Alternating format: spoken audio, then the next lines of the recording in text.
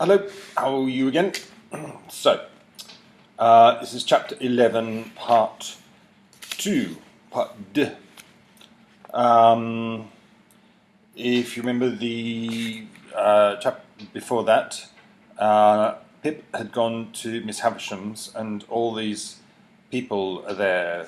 What were their names?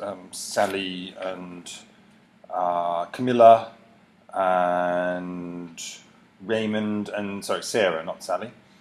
And they're basically, it's Miss Havisham's birthday, and they're her relatives, poor relatives, and they've come to basically get in her good books, get in favour with her, so that when she dies, she'll leave them something, hopefully, or even give them something beforehand. So they're all just sucking up to her. They're just horrible people. And they pretend that they really, really care for Miss Havisham and are very worried about her, and actually probably the thing they would like most in the world is for her to die and leave all her money to them. So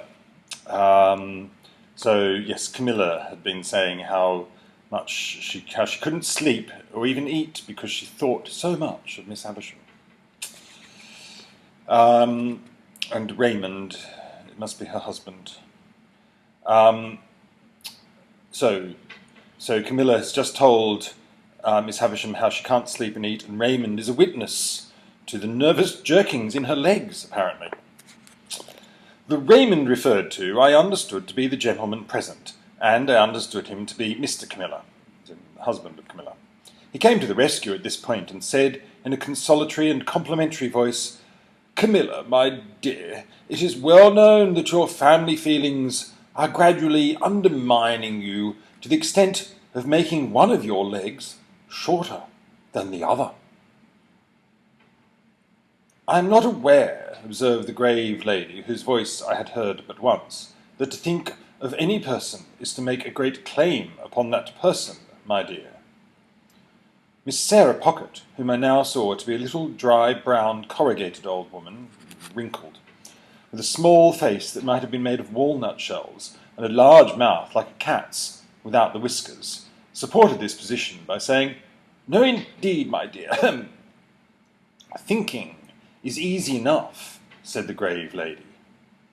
"What is easier, assented Miss Sarah Pocket.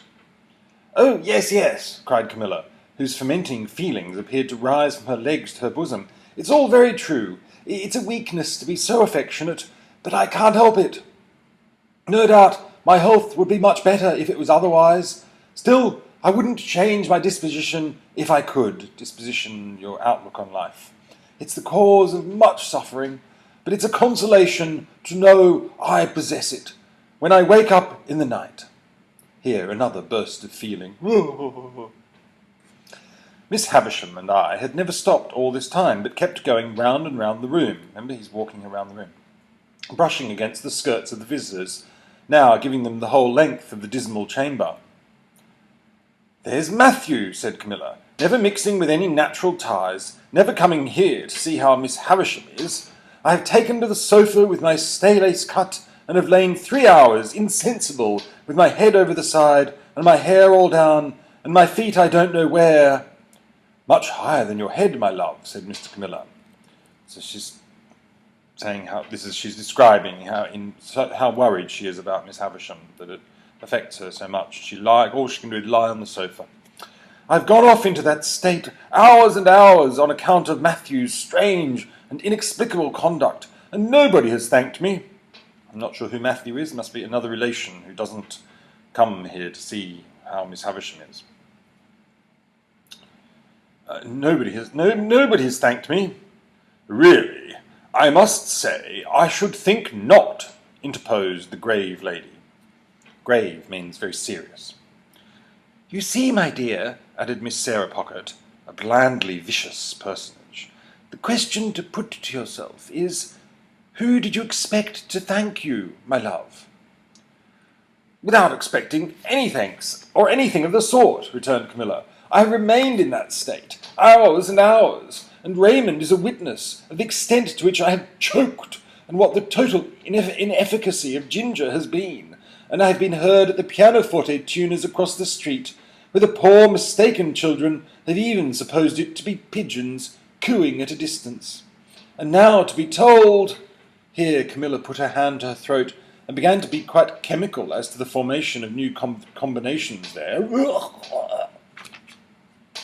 When this same Matthew was mentioned, Miss Havisham stopped me and herself and stood looking at the speaker. This change had a great influence in bringing Camilla's chemistry to a sudden end. "Matthew will come and see me at last," said Miss Havisham sternly, "when I am laid on that table. That will be his place there," striking the table with her stick, "at my head.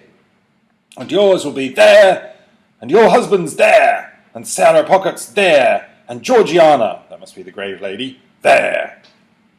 Now you all know where to take your stations when you come to feast upon me. And now, go!" See, so Matthew is at the head of the table. So that's the place of the person in charge. She's saying, she doesn't care that he doesn't come to see her because she knows that they only come because they're trying to suck everything they can out of her, and they will come to feast upon her. It's a sort of expression because it's the table. Remember, the table was laid for the feast, the wedding feast, and so she's saying, "You will come to feast upon me," as if she was a meal for them. At the mention of each name, she had struck the table with her stick in a new place. She now said, "Walk me, walk me," and we went on again. "I suppose there's nothing to be done," exclaimed Camilla, "but comply and depart. It's something to have seen the object of one's love and duty for even so short a time. I shall think of it with a melancholy satisfaction when I wake up in the night. I wish Matthew could have that comfort, but he sets it at defiance. I am determined not to make a display of my feelings, but it's very hard to be told one wants to feast on one's relations, as if one was a giant, and to be told to go, the bare idea." Giant, like the giant who feasts on, fee, fi, fo, fum, I smell the blood of an Englishman, that sort of giant, I'm pretty sure. Yes. Oh, I see. And also, in Greek mythology, the Titan Cronus ate each of his children as it was born. That's where Zeus came from. I'm sure you've got a book of Greek mythology that has this in. The Titans were the gods before the gods of Olympus. And I think it was because somebody had prophesied that Cronus was the king of the gods. It's where we get the word time from. And sorry, not the word time, but a chronometer is a name for a watch, a thing that measures time. Cronus, I think somebody prophesied that one of Cronus's children would kill him or would usurp the throne of the gods, and so he thought the best way to deal with that was to eat them as they were born, which he did, but they all lived inside him. That's Greek myth, isn't it? And then Zeus, when he got bigger, he split Cronus's head open. He came out of his head, split his head open. So it wasn't a good plan, in retrospect. Anyway, Mr. Camilla interposing, as Mrs. Camilla laid her hand upon her heaving bosom, that lady assumed an unnatural fortitude of manner, bravery, which I suppose to be expressive of an intention to drop and choke when out of view, and, kissing her hand, Miss Havisham, blowing kiss sort of thing, was escorted forth. Sarah Pocket and Georgiana contended who should remain last, but Sarah was too knowing to be outdone, and ambled round Georgiana with that artful slipperiness that the latter was obliged to take precedence. Sarah Pocket then made her separate effect of departing with, "Bless you, Miss Havisham, dear," and with a smile of forgiving pity on her walnut-shell countenance for the weaknesses of the rest. While Estella was away lighting them down, showing them down with the candle, Miss Havisham still walked with her hand on my shoulder, but more and more slowly. At last she stopped before the fire and said, after muttering and looking at it some seconds, "This is my birthday, Pip." I was going to wish her many happy returns when she lifted her stick. "I don't suffer it to be spoken of. I don't suffer those who are here just now, or anyone, to speak of it. They come here on the day, but they dare not refer to it. Of course, I made no further effort to refer to it. On this day of the year, long before you were born, this heap of decay, stabbing with her crutch stick at the pile of cobwebs on the table, but not touching it, was brought here. It and I have worn away together. The mice have gnawed at it, and sharper teeth than teeth of mice have gnawed at me. So not only was she left at the altar, she was ready for the wedding, and obviously the person she was going to marry just, called it off on the day or didn't turn up.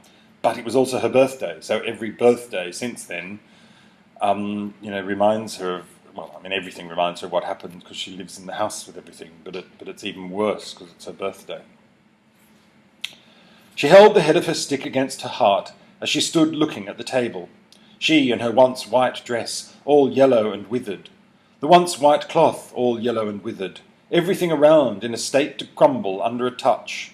She was saying before, the mice have gnawed at the cake and everything, but sharper teeth than teeth of mice have gnawed at me. So the teeth of time and, effects of age and that sort of thing.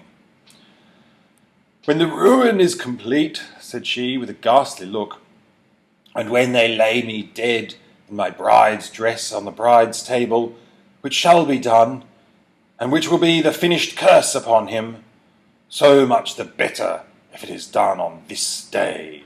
She's hoping that it'll be on the day, the birthday, or the wedding day. She stood looking at the table as if she stood looking at her own figure lying there. I remained quiet. Estella returned, and she too remained quiet. It seemed to me that we continued thus for a long time. In the heavy air of the room, and the heavy darkness that brooded in its remoter corners, I even had an alarming fancy that Estella and I might presently begin to decay. At length, not coming out of her distraught state by degrees and small amounts, but in an instant, so instantly she's got over it, Miss Havisham said, "Let me see you two play cards. Why have you not begun?" With that, we returned to her room and sat down as before. I was beggared as before, and again as before. I'm not sure what the game is. Maybe, excuse my coffee. Maybe look it up. Beggar my neighbour. I think it's a game where you take the cards of the other people or whatever, and that's how you get beggared. You lose all your cards. And again, as before, Miss Havisham watched us all the time, directed my attention to Estella's beauty, and made me notice it the more by trying her jewels on Estella's breast and hair. Estella, for her part, likewise treated me as before, except that she did not condescend to speak. When we had played some half-dozen games, a day was appointed for my return, and I was taken down into the yard to be fed in the former dog-like manner. There, too, I was again left to wander about as I liked. It is not much to the purpose whether a gate in that garden wall which I had scrambled up to peep over on the last occasion was, on the last occasion, open or shut. Enough that I saw no gate then, and that I saw one now. As it stood open, and as I knew that Estella had let the visitors out, for she had returned the keys in her hand, I strolled into the garden and strolled all over it. It was quite a wilderness. There were old melon frames and cucumber frames in it, which seemed in their decline to have produced a spontaneous growth of weak attempts at pieces of old hats and boots, with now and then a weedy offshoot into the likeness of a battered saucepan. So he's making a sort of joke that, all this rubbish is in the garden and looks like it's growing in the vines. When I had exhausted the garden and a greenhouse with nothing in it but a fallen-down grapevine and some bottles, I found myself in the dismal corner upon which I had looked out of the window. Never questioning for a moment that the house was now empty, I looked in at another window and found myself, to my great surprise, exchanging a broad stare with a pale young gentleman with red eyelids and light hair. This pale young gentleman quickly disappeared and reappeared beside me. He had been at his books when I had found myself staring at him, and I now saw that he was inky. He's got ink on his hands. Because in those days they didn't have pens, ballpoint pens like we do. They had to write with a quill, a feather, dipped in ink. So I think when he says a young gentleman, he means a boy maybe a little bit older than him, but not much. Sort of what Pip. We think Pip was originally sort of 9. We think Pip's 9 or 10. So maybe he's a little bit older, 11, 12 sort of thing. "Hello," said he, "young fellow." Hello being a general observation which I have usually observed to be best answered by itself, I said hello, politely omitting, leaving out young fellow. "Who let you in?" said he. "Miss Estella." "Who gave you leave to prowl about?" "Miss Estella." "Come and fight," said the pale young gentleman. What could I do but follow him? I have often asked myself the question since, but what else could I do? His manner was so final, and I was so astonished that I followed where he led, as if I had been under a spell. "Stop a minute, though," he said, wheeling round before we'd gone many paces. "I ought to give you a reason for fighting, too. There it is." In a most irritating manner, he instantly slapped his hands against one another, daintily flung one of his legs up behind him, pulled my hair, slapped his hands again, dipped his head, and butted it into my stomach. So he's just sort of, he's not really, trying to want him to hurt him. He's just sort of, fighting like boxing sort of thing. I think that's what he wants to do. And he's a gentleman. He's not when he says a young gentleman, he means a young gentleman. He's like a Stella or Miss Havisham. He's obviously from the family because he's not a working boy like Pip. The bull-like proceeding last mentioned, besides that it was unquestionably to be regarded in the light of a liberty, was particularly disagreeable just after bread and meat. He's just eaten, so he doesn't want to be butted in the stomach. I therefore hit out at him, and was going to hit out again, when he said, "Baha, would you?" and began dancing backwards and forwards in a manner quite unparalleled within my limited experience. So the young gentleman is like boxing, he's got his hands up like that, and he's bouncing backwards and forwards, whereas Pip has never learned boxing. Pip would just go in and wrestle and punch him. "Laws of the game," said he.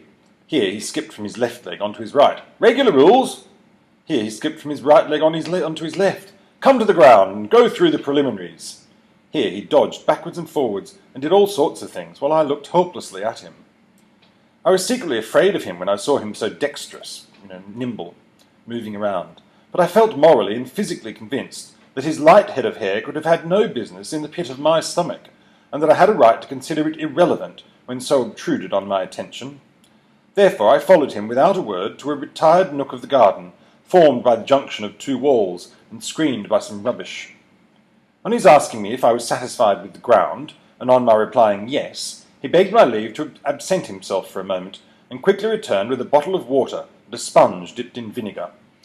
So also, probably not in these days, but not long before that, if two gentlemen had a disagreement, they might challenge each other to a duel with swords and pistols, and sometimes people would get killed. But it was a point of honour that you had to, if you had a disagreement or with somebody, then you would fight them. Even if you lost, you still, the honour was in the fact that you had gone to fight and you had gone to defend your honour, not necessarily in the fact that you had won or not. So he's also sort of doing that, that's why they have the rules for boxing and that sort of thing. So a bottle of water and a sponge dipped in vinegar. It's I think vinegar is a slight. Again, in these days they didn't have antiseptic and things like that, so it was the closest you get to something like Dettol or something. So if anybody gets cut, you might use the vinegar because vinegar is slightly acidic and would help clean a wound. Available for both, he said, meaning they can both use it, placing these against the wall, and then fell to pulling off not only his jacket and waistcoat, but his shirt too, in a manner at once light-hearted, businesslike, and bloodthirsty. Although he did not look very healthy, having pimples on his face and a breaking out at his mouth, these dreadful preparations quite appalled me. I judged him to be about my own age, but he was much taller, and he had a way of spinning himself about that was full of appearance, so he's not any older, he's about the same age. For the rest, he was a young gentleman in a grey suit, when not denuded for battle, with his elbows, knees, wrists, and heels considerably in advance of the rest of him as to development.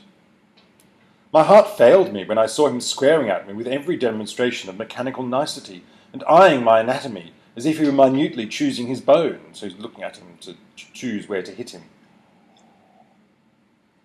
I've never been so surprised in my life as I was when I let out the first blow and saw him lying on his back, looking at me with a bloody nose and his face exceedingly foreshortened. So he's been doing all this preparation, taking his shirt off and doing all that, and Pip just goes whack, hits him on the nose, and the guy falls over, blood pouring out his nose, whatever. But he was on his feet directly, and after sponging himself with a great show of dexterity, began swearing again.